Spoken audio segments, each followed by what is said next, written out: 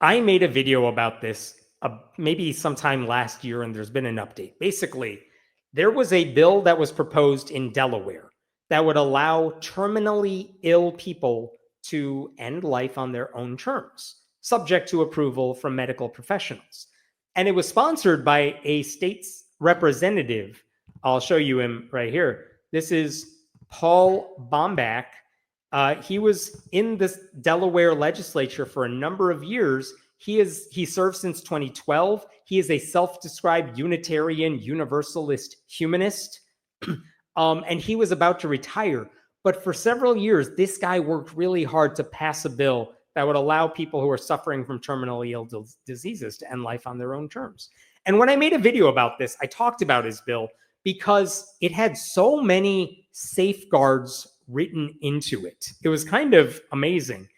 I know this subject tends to divide a lot of people, and I know I'm saying a lot of things that I said in that earlier video, but basically, there are people who have compassion for those with terminally ill diseases, and people who think they should just suffer and be tortured in their own bodies until they die, and they think that's what God wants. What Delaware's bill would have done, what Baumbach's bill would have done, it would have only applied to people who had less than 6 months to live, were capable of making an informed decision on their own, and were acting voluntarily. And then 2 doctors would have to sign off on all that. So it had a lot of safeguards. And also, Baumbach made it clear if there was a medical professional who did not want to participate in this, they would not have to. And patients would have to self-administer the medication. There were moral objection opt-outs for medical professionals. There were waiting periods. There were mandatory mental health evaluations. Like, so many things were in place. And here's how this would have worked according to the bill.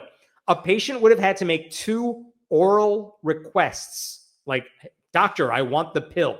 They would have had to make 2 oral requests for the lethal medicine. Then they would have had to make a written request. Then they would have had to get that written request signed by 2 witnesses, and they could not be from the same family or something. Then they would have to wait at least 48 hours. Then a doctor would have to prescribe the drugs. Like, there were so many hurdles along the way. The point is, this was always meant to be a last resort for patients with no other options available to them, and never a first resort for the desperate. I think that is a humane thing to do, because the only other option for those patients is unimaginable suffering for the remainder of life. That's awful. And by the way, I want to show you this. It is not just me, some liberal dude, saying this. Gallup has done polling on this, and check this out when it comes to end-of-life situations. America's support for the legality of end-of-life intervention. When it comes to doctors should doctors be allowed to end a patient's life, like by injecting them with some medicine or giving them medicine? 71% of Americans say yes.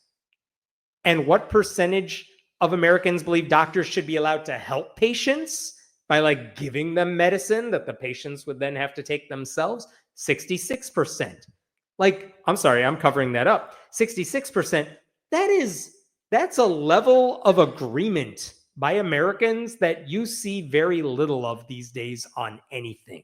But the bottom line is that Americans overwhelmingly say, yeah, if you're gonna die in a couple months and your entire life is physically painful, and you say, I would like to end it now on my own terms, that seems like the humane thing to do. So this is not just a liberal thing. This is the majority of Americans who feel this way. And there are only, though, 10 states that have laws allowing this to happen, right? So obviously, religious conservatives say no to this. They say taking your own life, no matter the reason, goes against God's wishes, that you got to let nature run its course, even when you're terminally ill and in constant pain and there is no hope for recovery. They think the God who inflicted that pain upon you should get to torture you as long as he wants. The Diocese of Wilmington issued a statement last year that said there is no justification to take an innocent life. Meanwhile, they were defending, like, predator priests who ruined plenty of lives. But anyway, I want to be clear. What we are not talking about here are patients who are having bouts of depression, or just who want to end their lives on a whim. This is not about that. This would not help those people at all. We are talking about patients whose lives are not going to get any better. There's no cure for it. Doctors can attest to that. Those patients should be allowed to end their life on their own terms, having said their goodbyes, and they should not be punished for wanting to do that. So this bill, though, it's hard to get through the legislative process. Baumbach had been proposing this legislation since 2015. It never even came up for a floor vote until last year. And without getting into all the details, it eventually passed through the legislature, and all that was awaiting it was a signature from the Democratic governor, John Carney. And then guess what happened? John Carney decided to veto that bill.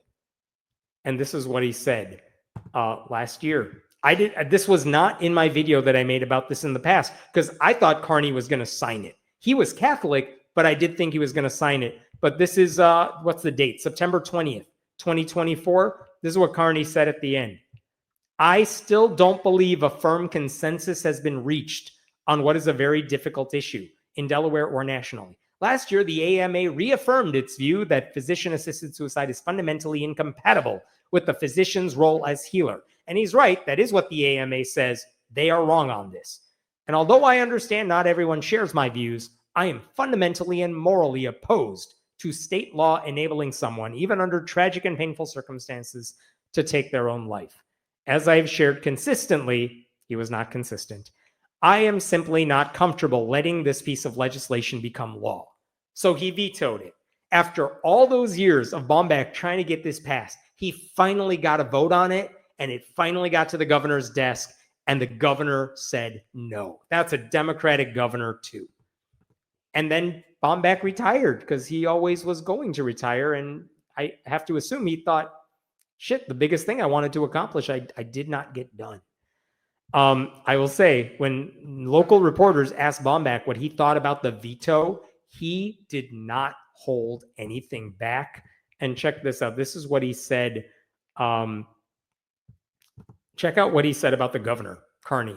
I think he's ill-informed and ill-advised, and I think he did a major decision that is going to be harming people who least deserve it, those who are dying. I think it is heartless. It is unfortunately not a surprise. We have seen the governor disregard the vast majority of Delawareans multiple times, but I thought there was more humanity in him, and I was wrong. Wow, that is a Democrat legislator saying that about a sitting Democratic governor in his state. You don't see that very often. So here's where it gets interesting. Carney, he was, I think, term limited out, so he could not run for governor again last year. So he said, I'm going to run for the mayor of Wilmington, Delaware. He ran for mayor of Wilmington, stepped down from governor, but there you go. And he won that race. John Carney is now the mayor of Wilmington. There's a new governor. His name is Matt Meyer. But Paul Baumbach is also gone. But guess what happened after he left office? There is a state lawmaker named Eric Morrison, who happens to be an atheist, who decided, I'm going to carry this bill. I'm going to sponsor this bill, and I'm going to try to finish what Paul Baumbach started. So Eric Morrison sponsored this bill, pretty similar bill to the previous version, and it passed in the House, and then it passed in the Senate. And now it was in front of the governor, Matt Meyer. And guess what happened recently? Let me share this with you. Here is Matt Meyer signing that bill finally. And to the left, in the collared shirt in blue, that's Paul Baumbach looking on as Matt Meyer signs this bill into law. So Delaware just became the 11th state to allow death with dignity. And this is what Matt Meyer said. I hope I'm pronouncing his name right. This is what he said after signing it. This signing today is about relieving suffering and giving families the comfort of knowing that their loved one was able to pass on their own terms without unnecessary pain and surrounded by the people they love the most. For many of you, many more than me, this has been a long journey. For nearly a decade, this idea has been debated and delayed, but always defended by those of you who believe deeply that it was the right thing to do. And it's because of you that we're here today. And because of that courage, I will be signing that bill. And he did. I mean, just unbelievable. That's what happens when you elect like a good Democrat versus just a Democrat who's there. Now, it won't surprise you to learn there are right-wing groups who are like, oh my God, what have you done? One anti-abortion group said, with very much opposite day logic, that this bill offers no compassion, no hope, and no help for vulnerable members of our society, which is just the dumbest thing to say. What? No compassion? You're saying let's end your suffering. No hope? I'm sorry, there is no hope for people who are terminally ill. That is why you want doctors diagnosing this thing, and this no help for vulnerable members of our society. If they are in the position to be even making use of this law, it's because doctors say you're not going to get cured. There is no cure for this. There sure as hell is not going to be a cure in 4 months. These people think you could seriously pray away this thing that is destroying your body from the inside. That's not how it works. It's never been how it works. These religious zealots are like, we just want to see you suffer until God decides you should die.